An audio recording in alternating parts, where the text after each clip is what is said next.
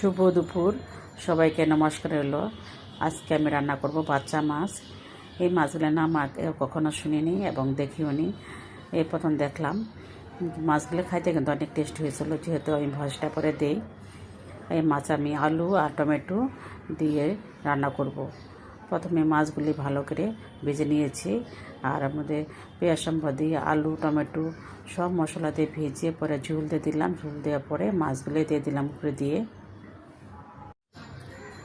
শুভ দুপুর সবাইকে নমস্কার হলো। আজকে আমি রান্না করব বাচ্চা মাছ।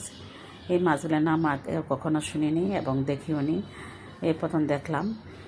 মাছগুলো খাইতে কিন্তু অনেক টেস্ট হয়েছিল, যেহেতু আমি ভজটা করে দিই।